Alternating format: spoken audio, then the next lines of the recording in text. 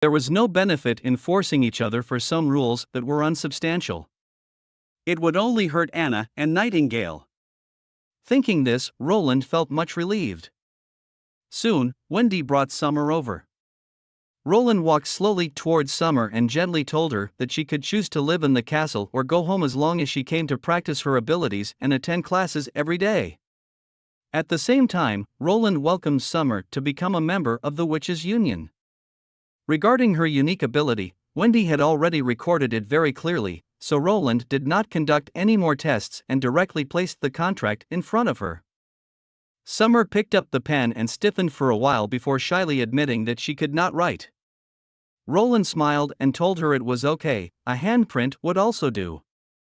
Afterward, anything Summer didn't understand, she could ask the members of the Witches' Union. Summer then lowered her head and asked if her ability was of any use. Roland told Summer that her ability is very useful.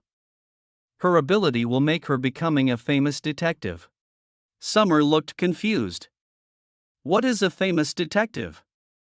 Roland smiled and said that Summer would know soon enough, and then he called Nightingale out of the mist, telling Summer that from today onwards, this witch would be her superior. May looked carefully at the items in the box, wondering what else she needed to bring. Eileen thought about it and said it would be best to bring a set of pillows, quilts, and sheets. Hearing this, the other two simultaneously showed strange smiles. May said those things were not necessary. Carter said he would buy a new set in the market, reportedly a treasure from one of the 4 major families, found in the basement of the mansion. Eileen envied them, saying they must be made of the best silk. May pretended not to care. He seems to have said that a set needs 5 gold coins. After the jokes, May said she heard that Sir Eltec had come to the border town. How was he now? Eileen responded that Furlan's father saw in the town square that Prince Roland had quelled the rebellion and the 3 major families were annihilated. Only the barely surviving Meade family was left, and the Eltec family was almost implicated. As for Miso, he was captured by the prince's soldiers. Since he did not commit any murder and surrendered actively, he was only sentenced to 10 years of hard labor. But since Miso decided to rebel, he was kicked out of the family by the Sir. Therefore, Sir Eltec still hoped that Furlan could inherit the family's title. Sir Eltec believed that only Furlan could revive the family. Eileen said she would support whatever choice Furlan made. Whether keeps his work as a teacher or goes back to the family. The door was suddenly pushed open. Carter had arrived. Everyone greeted Carter. May asked Carter why he came today. It wasn't a holiday, was it? Carter scratched the back of his head and said he had received special permission from Prince Roland. Then Carter brought out a gift. The 3 of them had their eyes light up at the same time. The other 2 suddenly thought of something, found an excuse to leave, and also dragged Eileen out. Eileen protested, saying she wanted to see what May's gift was. Left alone in the room, Carter asked May to try on the clothes to see if they fit, mentioning that he had specifically requested Prince Roland to design them. When Carter reported their wedding date to the prince, he mentioned that there was a type of dress particularly suitable for weddings, but it was very troublesome to make. Carter pleaded with the prince for a long time and even bribed Miss Soroya with an ice cream sandwich to make it. As the layers of fabric unfolded, a touch of pure white filled May's vision. Not long after, May had changed into the dress, and a rare blush surfaced on her face. She could guess her appearance at the moment. The stunned Chief Knight was the best proof. May went to Carter to thank him for the gift. The knight, regaining his senses, didn't respond but instead opened his arms to hug her. Carter told May that the prince had said that, after the month of the demon ends, they would hold a new-style wedding in front of everyone. May commented that since coming to the town, she has encountered new things almost every day. Carter nodded, and they both looked out the window. Indeed, under the prince's rule, this place would also become a new city. Roland held the first expanded city council meeting in the castle's reception room, holding a copy of the kingdom's law and constitution. He stated that it was the general regulation to be implemented after the establishment of the new city, and everyone was free to refer to it. Baraf began to explain the structure and system of the new territory. 1. All power within the territories under Roland Wimbledon belongs to Roland Wimbledon. 2. The City Hall is the highest authority in the territory. 3. The influx of people within the territory can be promoted to official citizens through various ways, and the City Hall should maintain at least 3 promotion channels. 4. After becoming an official citizen, there is no longer a distinction between their previous title, whether it's knights, freemen, serfs, servants, slaves, men, or women. Citizens are protected by law, enjoying all the safeguards and benefits of the territory, and have the obligation to pay taxes, serve, and defend. 5. Nobles are also members of official citizens. Titles no longer have corresponding power but can be inherited as honorary titles by law. 6. The personal safety and legal property of citizens are protected by Roland Wimbledon and cannot be violated. 7. Citizens have the right to freedom of speech, the right to education, the right to choose their work freely, and the right to free marriage. 8. The territory encourages legal commercial activities and free trade. These were just a few of the laws and constitution. It was a long time before Bara finished explaining each point. The meeting continued from morning to afternoon, with attendants serving meals directly on the table so everyone could eat while they listened. Barav's cup was refilled several times. Despite feeling his throat sore, he still enjoyed it. Finally, the meeting moved on to the last topic, which was also the only provision in the meeting that allowed everyone to discuss and decide, determining the flag and the name of the new city.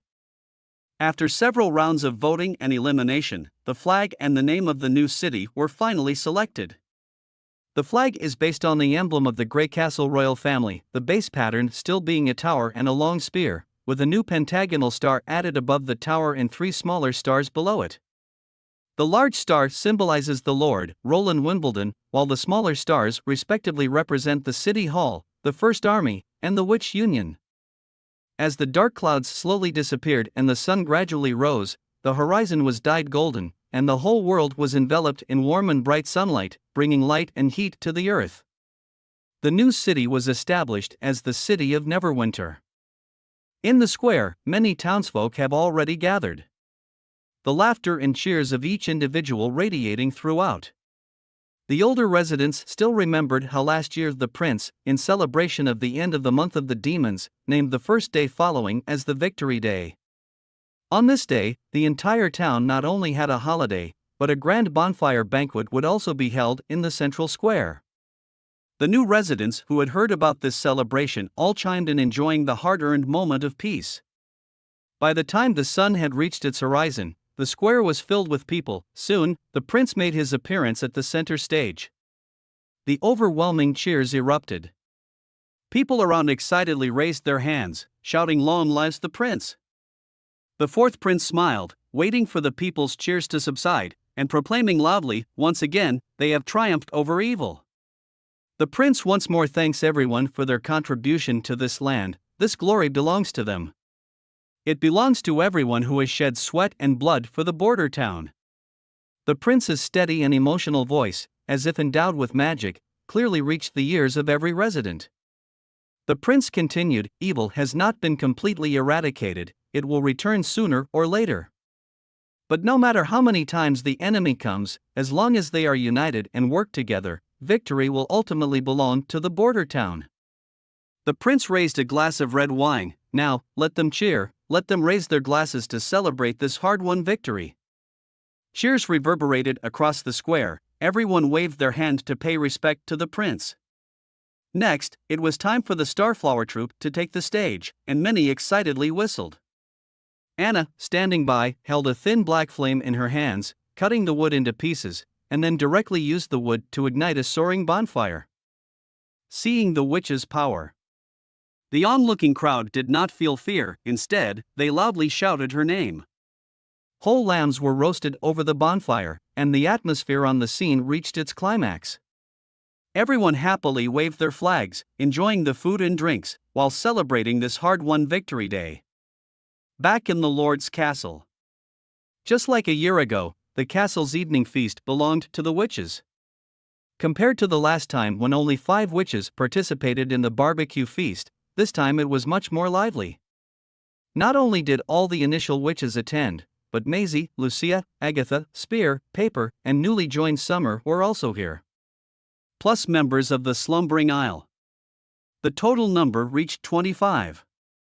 Agatha, eating delicious food, said she thought this was a waste of time, but she kept putting things into her mouth. Roland handed her a glass of red wine and told her to eat slowly. He told her that a balance of work and leisure was more efficient. Defeating the demon did not depend on a day's leisure, and even if they failed, they had at least enjoyed the beauty of life. Agatha gave him a look, took the red wine, and continued to enjoy the food. Wendy pushed a gigantic cake, dividing it piece by piece among everyone. Observing the warm scene before him, Roland felt quite gratified. After striving for over a year, the transformations in the Western Territory were gradually coming to light. Whether it was the enthusiastic cheers of the people in the square during the day or the joyful smiles on the witches' faces now, all were rewards for his efforts. As the bonfire slowly extinguished and the time approached midnight, Roland had Nightingale and Ash's escort Nanoa and Summer home respectively, while he went to the second floor of the castle, waiting for Anna's appearance. He decided to take this step proactively, rather than waiting passively or, should we say, prolonging it. The silver-white moonlight shone into the castle through the windows in the corridor. With this gleam of light, he saw Anna's figure, a sight seeming so familiar, as if he was brought back to last year. Roland didn't speak but walked forward and took her hand, heading to the third floor. Once back in his bedroom and the door closed, Roland took a deep breath and turned around. Just as he was hesitating about how to begin, Anna had already kissed him. Roland then brought out a gift from behind him. It was a heart-shaped magical stone, inlaid with a golden edge, and from the top hung a thin red cord. This was a combination of tracking magic stones, formed by solidifying the Pathfinder stone and Locator stone together with magic. Roland put the tracking stone around Anna's neck, telling her this way, no matter where Roland is, Anna can use it to find him. Anna seemed to realize something, staring blankly at him. He gently cradled her cheeks, asking word by word, "Will you marry me, Anna?" Anna's emotions remained serene. After a long while, Anna finally nodded and replied, "Yes." Everything that followed was so natural. The emotions that had been brewing for a long time broke through the last barrier. Not much can be shown here as I don't want to get demonetized. Feel free to check out the chapters yourself. Anyway, back to the story. Anna, resting on Roland's arm, leaned against him like a kitten. Anna whispered softly, she was so glad to have met His Highness. Roland looked at Anna, telling her to just call him Roland from now on. Turned out that Roland had never heard Anna call him by his name. Anna softly called Roland's name. He tickled Anna's earlobe, making her laugh. Roland then sighed, saying that this should be his line. He could never have imagined meeting such an outstanding girl in the past. For Roland, sometimes he even felt a sense of unreality thinking about it. Anna remained silent for a moment, moving closer to him, telling him she was here, and she will not go anywhere. These words instantly stirred his memories, recalling the time she had said the same thing to him before. Scenes of their shared memories appeared in his mind. Emotions are indeed marvelous, he thought, seemingly some words can make one feel an incomparable warmth inside. This time, the silence lasted longer. When he thought Anna had fallen asleep, Anna's voice rose again. Anna stated that she was a witch and that witches could not conceive. Anna whispered, Roland will face many troubles in the future. Roland confidently replied that he was not afraid of trouble. In fact, compared to the impending divine war, all these were nothing. Initially, he had been contemplating resolving the issue of succession through the new system, but the information brought by Agatha completely shattered his plans. The divine war determining humanity's fate was imminent. If they couldn't defeat the demons, all kingdoms would be obliterated. Compared to this, succession issues are not worth considering. Roland told Anna that he had been somewhat worried before, fearing that Anna would use this reason to reject him. However, Anna said that she wanted to be with Roland, whether she was a witch or not. Hearing her response, Roland couldn't help but laugh. Right, since he had met Anna, she had always been straightforward, never beating around the bush, always expressing her thoughts to him directly. They chatted for a bit, turned off the light, and the night was still long. The next day, Roland didn't get up until the afternoon. He looked towards the pillow. Anna was nowhere to be seen. Just when he thought that everything that happened last night was just a dream, he saw a few strands of long silky hair left on the pillow, and a faint fragrance came from the side of the bedding. Suddenly, Anna's voice rang above his head asking him what he was doing. Roland looked up, feeling a bit awkward. Anna smiled and placed the plate in her hands on the bedside table. The way she walked and her movements seemed a bit unnatural. Anna looked at Roland, asking him to get up quickly and finish his breakfast, as there was still work to be done today. Roland asked Anna if she didn't want to rest for a few more days. Anna seriously responded that they still have demons to deal with. Since Soraya and Miss Agatha are working so hard, she cannot slack off. She smiled slightly. You too, Roland. After breakfast, the prince came to the office in high spirits. Pushing open the door, he was surprised to see Tilly sitting at the desk waiting for him. Tilly smiled at him, saying Roland seemed to have had a nice dream. Roland couldn't help but touch the corner of his face. Tilly came to say goodbye today. Roland was stunned. Is Tilly going back? Tilly got up and walked to the window. She has been here for a long time. Although she has been in contact with the fjords by letter, she has to go back. Now that the month of the demons has ended, she has fulfilled the purpose of her visit. Roland, in a last-ditch effort to persuade her to stay, asks Tilly if she could move to the Western Territory. The south bank of the Crimson Water River has a vast expanse of vacant land, enough to accommodate all the witches. Tilly sighed, saying that they had already discussed this issue. It's not a problem of lands. It seems that she had made up her mind, Roland thought helplessly. This was not good news for him, but he hoped that Tilly could wait another week before leaving so he could prepare some things for the witches of the fjords. Tilly curiously asked what they were. Roland said, textbooks, teaching materials, and some practice questions. This could save Tilly the trouble of making their own copy, and this way it provides a better learning effect. Additionally, he will give her some revolvers, in case they encounter enemies carrying the Stone of God's punishment. It could serve as self-defense. Also, they need to bring a couple of steam engines, which are very convenient for their daily tasks. Tilly was silent for a moment and said thank you. Then Roland smiled at Tilly, expressing his hope that she could witness the establishment of a city of Neverwinter with him. In the evening, Wendy takes a hot bath and returns comfortably to her bedroom, only to find Nightingale sitting by the bed, holding a textbook on her lap and seemingly lost in thought. Wendy sits next to her and asks what's wrong. Nightingale slightly turns her head and looks at Wendy. Seeing Nightingale's empty gaze tightens Wendy's heart. Wendy remembers this gaze from when they first met. Back then, Nightingale wandered alone on the streets where snow was fluttering, completely unconcerned with the snowflakes covering her shoulders. Nightingale murmurs that Roland is now with Anna, and it was Nightingale who had pushed Roland to her. Wendy is at a loss for words. Nightingale clutches Wendy's hand tightly. She had prepared herself, and knew this was the inevitable outcome, but why does seeing them together still hurt so much? Watching her like this, Wendy's heart aches too. She holds her trembling body. Nightingale has always been a strong woman, never showing fear in the face of any enemy. But in front of emotions, she is again that helpless child, and Wendy feels powerless to help her.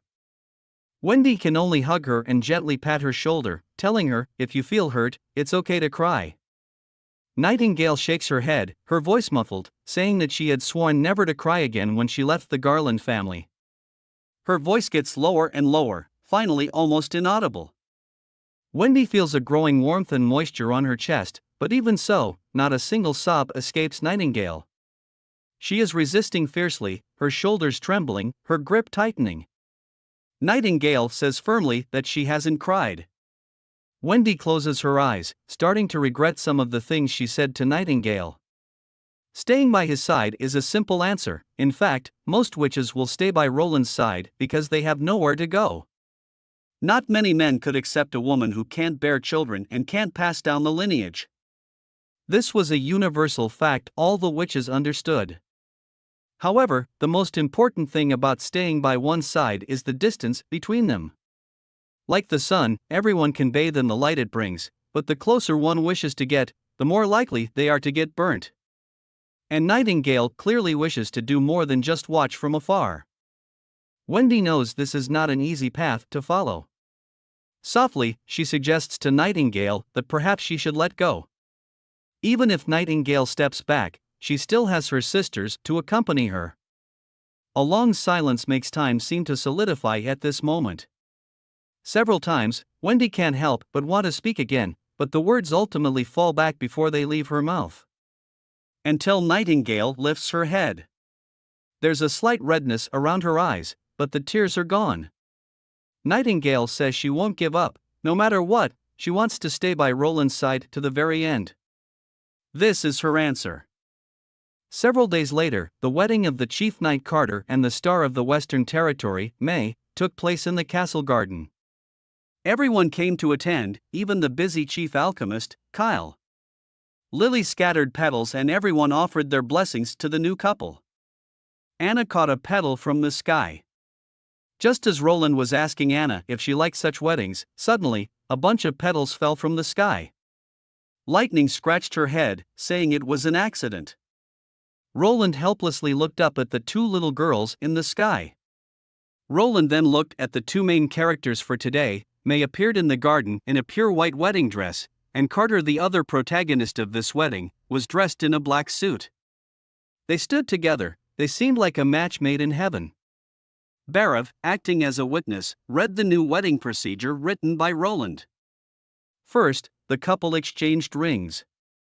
He looked down at the notebook and then told the new couple to kiss. There was a wave of cheers, especially from Eileen, who excitedly shook Ferlin and clapped for May, pulling Ferlin to cheer for May as well. Lightning said, "Isn't it just a kiss?" Every time her father came back from an adventure, he had to be kissed by Maid several times. Scroll blushed a bit, asking Roland if it was really okay to set this procedure. Roland said this was a special case, not every newlywed couple had to do so. After all, it was for publicity, the more eye-catching, the better. Saying this, he looked at Soraya, telling her to make sure to capture this moment in detail. Soraya's magic pen shone brightly, showing great interest in capturing this special moment. For the kissing, Carter seemed a bit nervous, and after a moment of stillness, it was eventually May who took the initiative, tiptoed, and kissed him. The garden immediately burst into a round of warm applause. Roland stepped out of the crowd, came to the two of them, and congratulated the newly married couple. Roland patted Carter's shoulder and gave him 2 days off. Then, the wedding ended with the lively sound of simulated fireworks. Anna watched the two happily, and Roland came over, held Anna's hand, and told her that their day would come sooner or later. In the afternoon, Barav came to report to work. Roland also had to plan to announce the newly established city in Chengdu Stronghold at the same time. The messenger had been sent out and should reach Chengdu Stronghold soon. The sun had risen halfway, and Roland walked to the city wall. Seeing the prince appear, the noisy conversations below quickly turned into uniform cheers, and the townspeople raised their hands. Waves seemed to surge through the crowd. Both sides of the city wall were filled with a dense crowd, the total number of people estimated to be over 20,000, meaning most of the town's residents had gathered here at this moment. Roland's voice clearly reached every resident's ears. Everyone who came here knew today was an important day because this town was about to become a real city. The original inhabitants of the border town consider the month of the demons to be a horrifying experience. However, they have now firmly settled here, defeated Duke Ryan, who threatened the peace of the Western Territory, expelled the church, and successfully resisted Timothy's attacks. Timothy has launched wars throughout the country, turning the South and the Eastern territories into battlefields and chaos. Hearing this resonates with those who fled their homes to come to Border Town. Remembering their home and cities were being plundered, where the acts of knights were no different from bandits, even more excessive, and children being abducted and forced into the royal army at the young age of 10. Roland promised that such tragedies would not occur again, and the new city was built for this purpose. Only by uniting more people can they keep malicious enemies out and make them pay for their arbitrary acts. Roland pauses and promises that he won't abandon his people and will stay here even when Grey Castle is unified. Barav looked at Roland with surprise. Roland continues, declaring this place will become the new capital of Grey Castle, where the kingdom will be reborn. He believes that even if boundless winter arrives, this city will still be warm as spring. After a brief pause, he raises his right hand. From today, Border Town and Changgu Stronghold will merge into one, and the new city will be named the City of Neverwinter.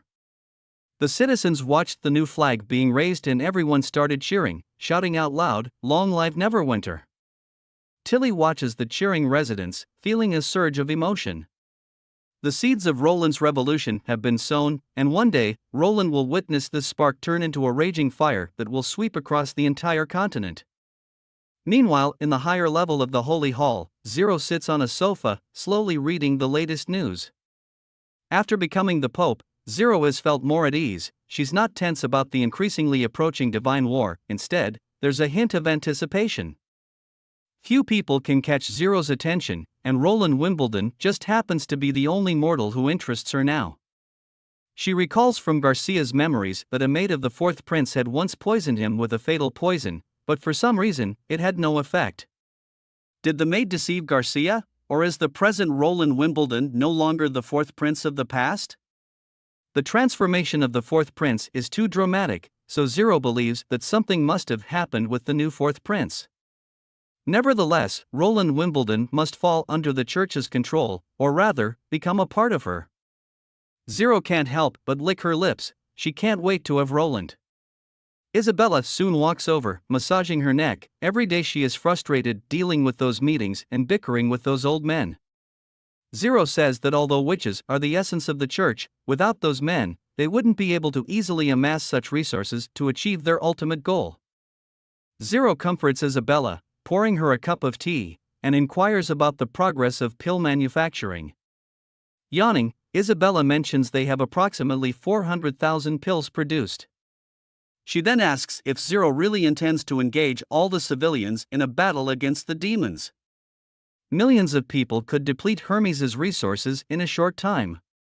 Besides, Isabella paused. But Zero urges her to go on. Isabella followed up saying, besides, victory isn't guaranteed. After consuming the first pill, the consumption of pills can't be stopped. What if the demons decided to not attack them? Consuming fewer pills would be ineffective, and consuming more would be a waste. Zero shakes her head, saying Isabella doesn't understand her intentions. She never planned to let the civilian army defend Hermes. She believes the final battle should be at the ruins of Takira. Isabella looks at Zero incredulously as she realizes that Zero plans to take the offensive. Zero calmly states that what they lack most is time. According to the Holy Book, the gates of hell would only open when the red moon descends. The tower referred to in the books isn't constructed by the demons, the tower is growing by itself. This was only mentioned in the personal notes of the Federation's top 3 seats. The demon's expansion must be based on the towers capable of producing red mist, and currently, the locations where the towers have appeared are all above God's stone mines. From the personal notes, they've noticed that below the tower, a giant monster larger than the tower base itself is corroding God's stone, transforming it into black crystals that emit red mist. Thinking about this, Isabella feels extremely disgusted. Zero continues, once the tower is formed, small-scale raids are hard to be effective. So, their only chance is to launch a direct assault and treat it as the final battle. She doesn't know how much time they have, but what she wants to do is to use the berserk civilian army, which outnumbers the demons, to carve a bloody path, then have the God's punishment army kill the underground giant demon beast. If successful, they will gain 400 years of time. Isabella remains silent for a while before saying that the berserk army isn't like the God's punishment warriors. While the pills can affect their minds, they won't grant them an unbreakable will. Faced with terrifying enemies, they might still flee in fear. Zero responds that the best candidates for the Berserk civilian army would primarily be the lower echelon believers of the church, with the Judgment Army serving as the backbone. To acquire so many believers, unifying the four major kingdoms is the first step. When asked about the chances of success, Zero nonchalantly says perhaps 30%, or maybe 50%. Regardless, staking the fate of all humanity in this gamble, risking the few for the greater good only excites Zero. Isabella sighs, expressing her hope that Zero is right. She then asks, what would Roland, the fourth prince of Grey Castle, do? Zero frowns, asking Isabella if she thinks Roland can win over her. Isabella recalls that Archbishop Tayfun reported that the Pure One sent to Grey Castle hasn't sent any updates, almost as if they all vanished.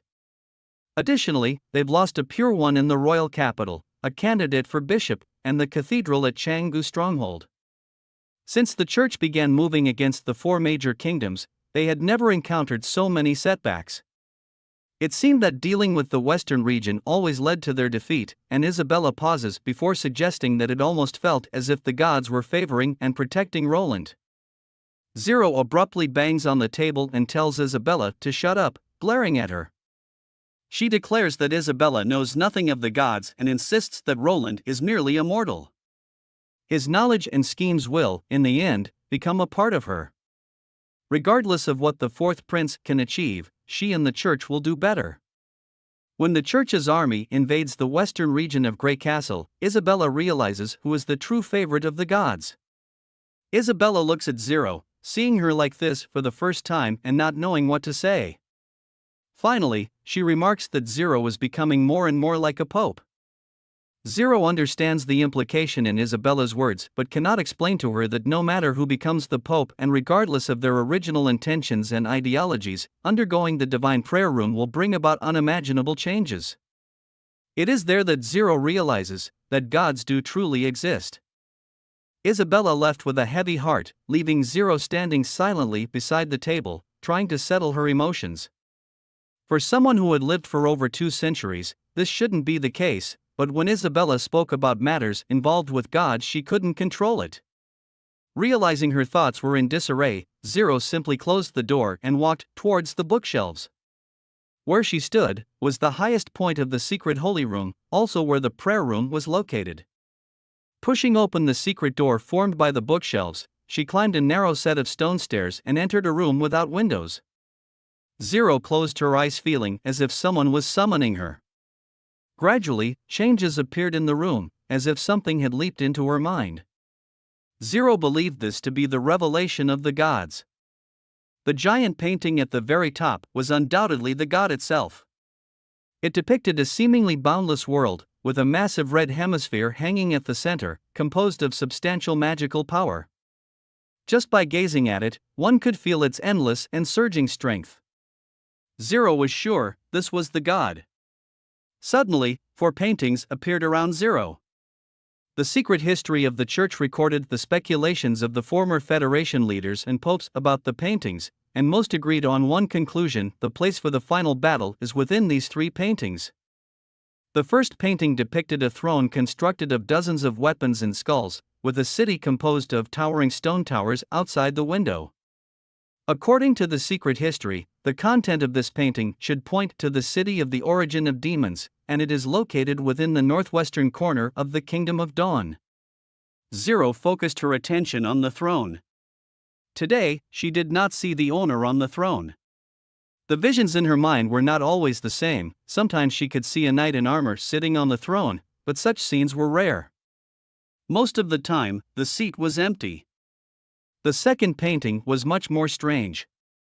Every time she looked, she saw something different. This time, she saw water. Pale blue water surged in enormous skeletal remains, and gradually, Zero felt the water level rise. Didn't take long to submerge the sky. Zero felt she was drowning. She struggled and soon broke free from the scene. The third painting, as mentioned in the secret history, was recorded during the early days of the First Divine War, but the record was too ancient, even the pages were tattered, no way for Zero to find out what was written. But one thing was certain: after the 100 years after the First Divine War, this painting turned black and never showed any content again. The last one was the fourth painting, a painting with absolutely no record in the secret history. Almost as if someone was trying to hide something. Zero didn't understand why even the Pope, the sole inheritor of secrets, was not permitted to know. Comprehending the revelations of the gods was extremely draining, and even she couldn't sustain it for too long. Zero knelt down on both knees and started praying. Her 2 centuries of memories made her believe that there was nothing in this world worth caring for, but after becoming the Pope, she discovered she understood too little of the world. Only eternal life could allow her to continue pursuing these secrets. Zero faintly felt in her heart that she was the chosen child of the gods. If she could approach the gods, not to mention 400 years, even 1,000 years, would be worth her anticipation. By the shore, a boat appeared. This was the boat to take the witches back to the slumbering isle. With a hint of regret in her voice, Andrea said it was time to return. She looked at Roland, saying she really liked it here and wondered if she could still make delicious ice cream sandwiches when she went back. Before leaving, Roland also gave her the recipe for ice cream sandwiches, telling her it would taste good as long as she had eggs and milk. The next time she came, Roland promised her that he would prepare even more delicious food for her. Andrea, with a smile, agreed, and Ashes, standing beside her, said if Andrea was reluctant to leave, Princess Tilly wouldn't mind having one less fat ass around. Andrea glared at her and told Ashes she wouldn't share any of her ice cream with her anymore. As Tilly was about to board the boat, Roland called out to her. She turned around, her eyes filled with a mixture of emotions. Roland wasn't good at farewells. He called her name subconsciously, then took a deep breath, opened his arms, and told Tilly that she could reach out to him with any problems and he would help her. Moreover, the city of Neverwinter would always welcome her. Tilly, looking into Roland's sincere eyes, smiled and thanked him. Andrea and Savvy waved goodbye to everyone. Ashes didn't speak but also waved. After bidding farewell to all the witches, Roland and the witches from Border Town headed towards the hot air balloon, with Nightingale's voice coming from behind. She asked if Roland was reluctant to see them leave.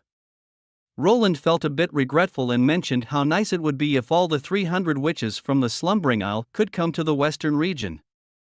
Nightingale gave him a weird look, mentioning that would make his sins even greater. Roland and Anna were puzzled, wondering why there would be any sin. Wasn't life here better than on the Slumbering Isle?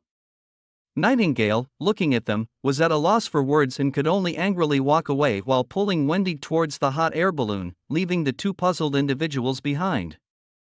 Watching Nightingale's back, Roland breathed a sigh of relief. After being missing for 2 days, Nightingale seemed to have returned to her previous state, which finally put him at ease. Roland and Anna looked at each other and smiled, holding each other's hands. They headed towards the hot air balloon together. Returning to his office, Roland started his day's work. Nightingale and Roland, seeing the latest message sent from the Changga district, discovered that the troublemakers and rats were active again. Since Nightingale had returned to the border town with him, the effort to combat crime in Canggu had immediately become a tough task. The public's reports were varied, making it hard to distinguish which were real and which were rumors fabricated for the sake of bounties. Petrov wrote at the end of the letter, hoping that His Royal Highness could provide manpower and technical assistance. Although he didn't specify any names, Roland knew he was hoping that Nightingale and Wade could go and give Ron some assistance. Nightingale sighed, expressing her reluctance to go as she needed to be responsible for Roland's safety. Roland said that, as the head of the security bureau, Nightingale naturally had to travel between the 2 places often, inspecting various tasks within the territory. Nightingale shook her head, mentioning that now Timothy and the church both had their eyes on Roland.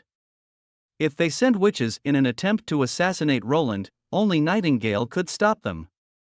Roland wanted to continue speaking, but Nightingale interrupted him, telling Roland that no matter what Roland was about to say, she would not agree to it. Nightingale then said Wendy and Scroll would definitely stand by her side regarding this. It was only after Nightingale finished speaking that Roland told her he would also go with her. Nightingale was momentarily stunned, then somewhat flusteredly turned her head away, avoiding eye contact, saying if that's the case then she had no choice but to take action since Changde district had requested help. Roland smiled and said to also bring Summer along. It was time for her to learn and practice. Additionally, they needed to bring Sylvie and Soraya. In the evening, they set sail for Changde district. Petrov was waiting for Roland at the dock, and then he took Roland to the castle. After dinner, the four of them returned to the office. Petrov reported that recently, in addition to some thefts and robberies, based on the reports they received, they also encountered a big problem. He paused and then said that some people were openly resisting Roland's policies.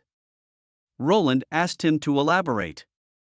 Ron explained, according to Police Chief Wade, that this case should be referred to as the Outertown North Street serial killings. Roland became immediately interested. This style of naming was what he had taught Wade. Roland asked Ron to continue. Ron gravely said, starting 3 days ago, every night a resident would be killed at home, and they all have things in common, all male, living alone, with no family members, and most importantly, they all had declared to work with the city hall. In each victim's room, a painting was left behind, a crown with a red cross, painted with the blood of the victims. It was because of this mark that Ron then verified with the city hall and found out that several of them were on the list of people who were about to go to the Crimson Water River to build houses. This matter has already been publicized in North Street, saying that as long as one declares work with the city hall, they will be targeted by the killer.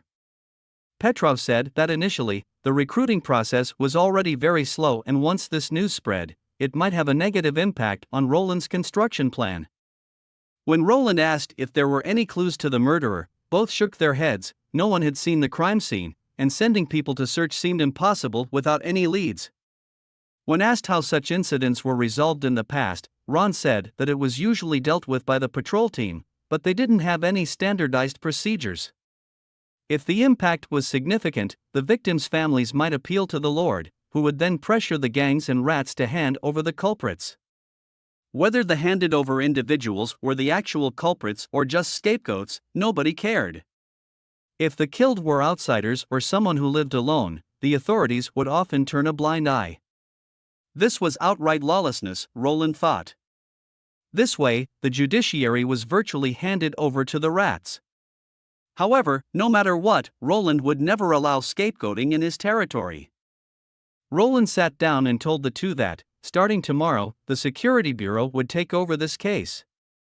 They only needed to cooperate. Nightingale asked Roland what he planned to do, but Roland had no intention of dealing with this matter himself. He intended to delegate this issue to Nightingale. His priority for the next day was to arrange for the nobles to establish a new secondary municipal hall. He hopes to set up this organizational structure soon, and the task of combating crime is handed over to Nightingale. Nightingale, baffled, sat cross-legged on the table, looking at Roland.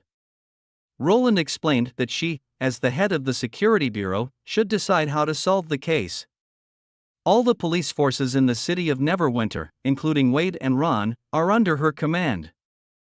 Nightingale didn't understand, as Roland often spoke of separating departmental powers and maintaining equality in administrative status. She wondered if this put the Security Bureau above the municipal hall. Roland appreciated the question Nightingale asked. He put his hand on her hands and gently told her that the safety of the territory is paramount, which is also why Nightingale reports directly to him. While Roland hoped that the various departments would indeed separate and not interfere with each other, they also needed a network to bind them together to prevent abuse of power and corruption from within and to avert the collapse of the new system internally. Roland looked seriously into Nightingale's eyes, gently telling her that she is the shield to prevent all these from happening, whether it's his own safety or the safety of the territory, all are entrusted to her. Back in the room, Nightingale grabbed Summer's shoulders and declared loudly that they would capture all the criminals, ensuring they would never dare to show their faces in the city of Neverwinter again. Summer softly agreed, but mentioned it was nearly time for bed. Nightingale, her eyes sparkling, said it was still early and they should properly consider their strategy for the next day. She also told Summer not to call her my lady, as they were all sisters in the witch union. Summer nodded and softly called Sister Nightingale. Summer observed that Nightingale seemed very excited, repeatedly expressing her desire to catch the criminals. The two discussed for a long time that Summer's ability could only tide them over for 2 days due to her insufficient magical power and her inability to control the duration of her abilities. If that's the case, some luck will be needed, Nightingale thought. Soon, they lay down to sleep. Summer climbed into the large bed and immediately felt surrounded by soft bedding. This was her first time experiencing such comfortable pillows and mattresses, and in no time, a deep sleepiness enveloped her. In her drowsiness, she heard Nightingale whispering beside her, "I am his shield." Early the next morning, Summer, with reluctance, crawled out of bed, put on her coat, and followed Nightingale down to the first floor of the castle. Ron and 2 other police officers immediately approached and saluted the 2 girls. Ron was delighted to have witches to help him solve the case. Summer stared unblinkingly at them. This was her first time seeing a count, and she was somewhat afraid. However, looking at Nightingale next to her, this was the first time she had seen such a majestic and superior aura from her. Carefully, Summer voiced the concern to Nightingale. Nightingale smiled and said, "The prince has said, in his territory, nobility is just a title. Moreover, the security bureau has a higher status than the city hall, and Nightingale is Ron's superior." Hearing this, Summer looked at Nightingale, her eyes sparkling. This was truly her idol. The group left the castle and headed to the crime scene. Just last night, another victim had died at home, making this the 4th incident. They walked into a muddy alley, and after a short while, the leading police officer stopped in front of a dilapidated wooden house.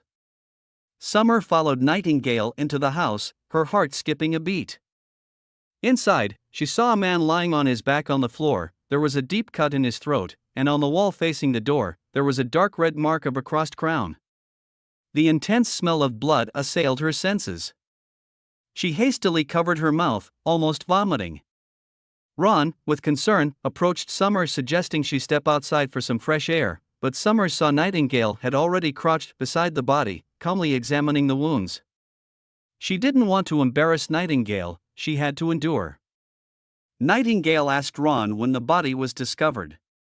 Ron, consulting his notebook, replied that it was found at dawn today when local residents went out to fetch water.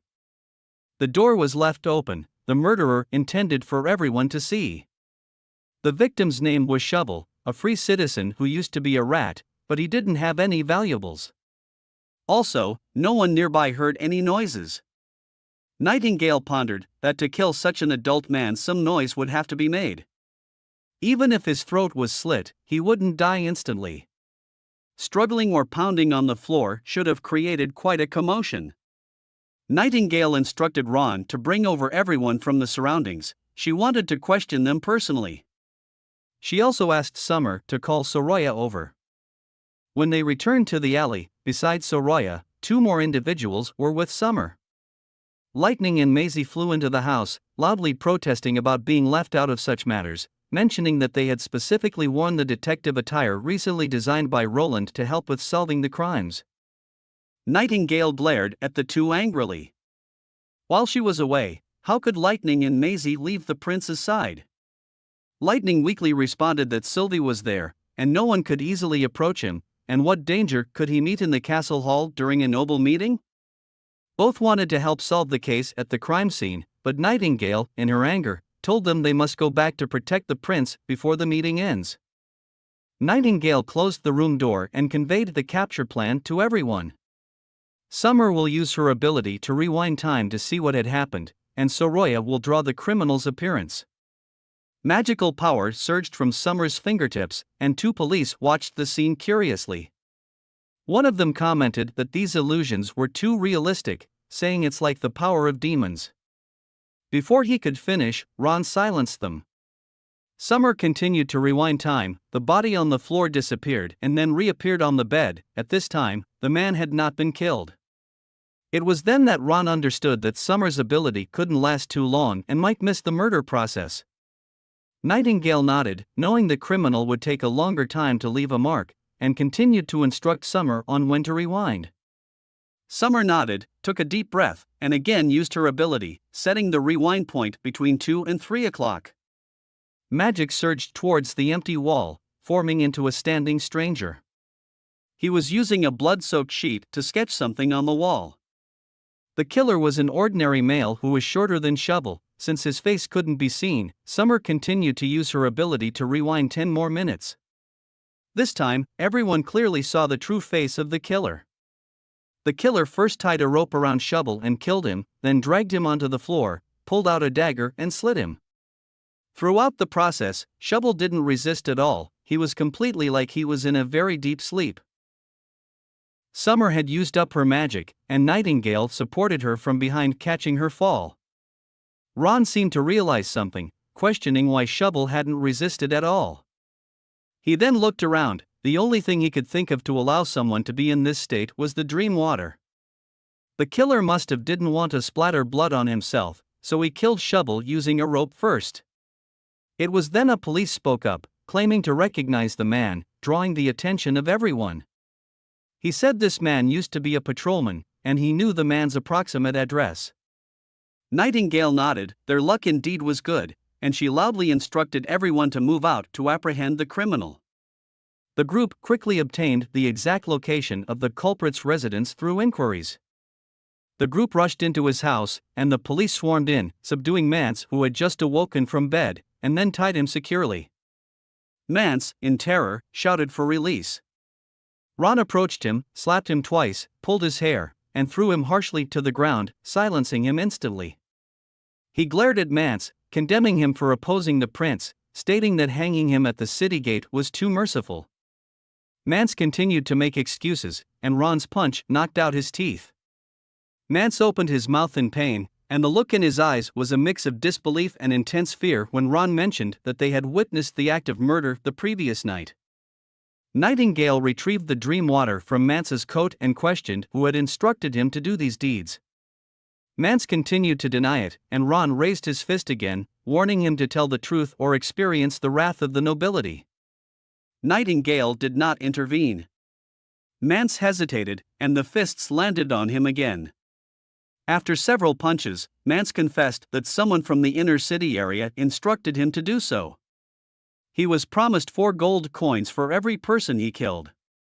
It was also said that this way, the public would grow resentful towards the police, and if everyone believed that if the police couldn't protect them, the patrol team could be re-established. Mance broke down and divulged the source of the dream water and details about their first meeting. When Nightingale asked if he knew the name and identity of the individual, Mance shook his head. Nightingale could tell he was lying. A look towards Ron resulted in him raising his fist again. Frightened, Mance changed his story, saying he wasn't sure as the man never revealed his identity or name. He didn't appear to be a noble but was very generous, dressed somewhat peculiarly during their hurried meeting 2 days ago. He seemed to be wearing a uniform underneath with a petal-shaped emblem. Nightingale and Ron exchanged glances. Was it the emblem of the Petrovs family? Mance was unsure because the Petrov family supports the Lord, so why would they oppose him secretly? Ron was sure it wasn't Petrov's doing and suspected others were involved. However, Nightingale felt she was overlooking something. The information provided by Mance is now all true, but something was off. Lightning and Maisie asked at the door if they were still needed since the meeting was ending and they needed to go back. Considering the inevitable roughness during the arrest, Nightingale had the 2 girls wait outside. Hearing the word meeting from the 2 girls, it suddenly clicked in Nightingale's mind. Wait. His Highness was in the hall with the nobles, discussing the establishment of a new city hall. This meant that there were no personal guards around him, with the closest ones stationed outside the hall. If this individual truly was from Petrov's family, he could undoubtedly enter the castle easily. Nightingale, leaving behind Ron and Mance, rushed out of the room and grabbing Lightning's shoulder, urgently said, "Quickly, take her back to the castle. The prince may be in danger." Although extremely shocked, Lightning didn't hesitate, picked up Nightingale, and flew directly toward the castle at full speed. Nightingale hoped she was overthinking, but the more she thought about it, the more alarmed she became. The murders started 3 days ago, the day the Petrovs' request for aid reached the border town. If the real goal was to divert attention to these cases and lure her away from Roland, that would be terrible. In the meeting hall, a man pulled out a dagger and was thrust towards Roland. Sylvie shouted a warning, but the dagger ruthlessly stabbed into Roland's abdomen.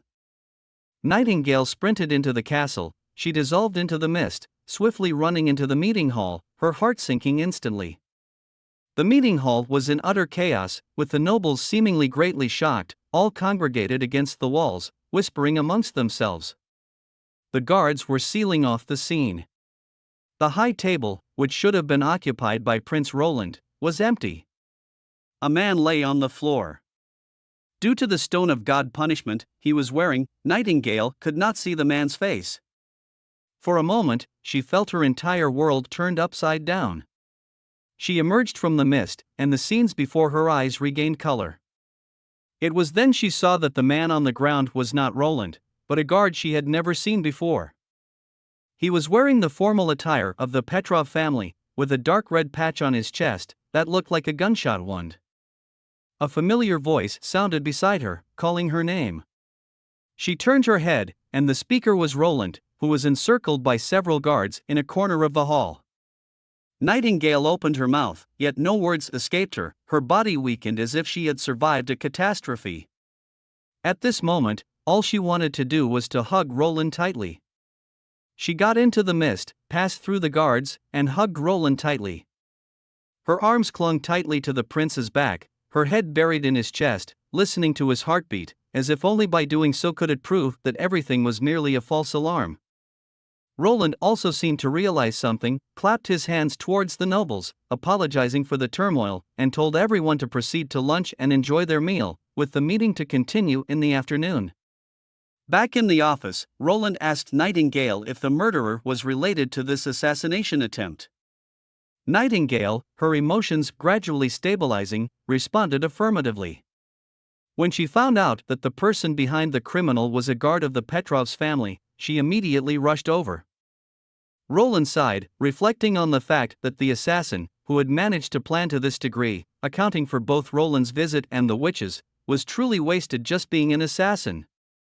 Petrov immediately knelt on one knee before the prince. Roland told him to rise, for he did not like to impose blame unnecessarily. However, looking at Petrov, he did recognize that there was also wrongdoing on his part. The castle staffing and perimeter security had lapsed, marking his negligence. Petrov opened his mouth, attempting to explain, but eventually lowered his head, admitting his guilt. Roland instructed Petrov to investigate the assassin's identity. Petrov promptly departed to gather information about the individual. Only after he had left, did Nightingale voice her deep worries, asking what had actually happened. Roland smiled, crediting Sylvie's warning for averting disaster. After hearing the prince's recount, she understood the assassination attempt, but, in reality, it was not as casual as he described. Although weapons were prohibited in the hall, the enemy had hidden a short dagger in his clothes. Plus, being a genuine castle guard, no one performed a search on him, allowing him direct entry into the hall. The only mistake was that he was wearing the stone of God punishment. While it was normal for the perimeter guards to wear the stone, it became unusually conspicuous inside the hall. To avoid disturbing Sylvie's observations, all attending nobles were required to remove their godstone accessories. The sudden appearance of a black void immediately caught Sylvie's attention, and she issued a warning as the assassin approached the prince. What followed, while casually narrated by Roland, left Nightingale shocked. From the moment the enemy heard the warning, his approach was only a few short seconds. The prince had just drawn his revolver and flicked the safety off when the dagger was already thrust towards him. Fortunately, Roland, wearing protective gear crafted by Soraya, found that the dagger could not penetrate the coating, allowing him the opportunity to shoot at the assassin. 2 bullets took the assassin's life instantly. Nightingale was vividly aware of how perilous the process was and considered what might have happened if, in panic, Roland hadn't switched off the safety or if the gun hadn't fired successfully. She turned her head, her gaze sharply sweeping over Lightning, whose head sagged guiltily in a genuine expression of a terrible mistake. The little girl was terrified and continuously apologized, vowing never to leave Roland's side again. Nightingale insisted Roland must punish them when Nightingale was not around. Lightning and Maisie should stay by Roland's side to protect him from enemies. For instance, in today's situation, if Lightning had flown Roland up, the assassin would have had no chance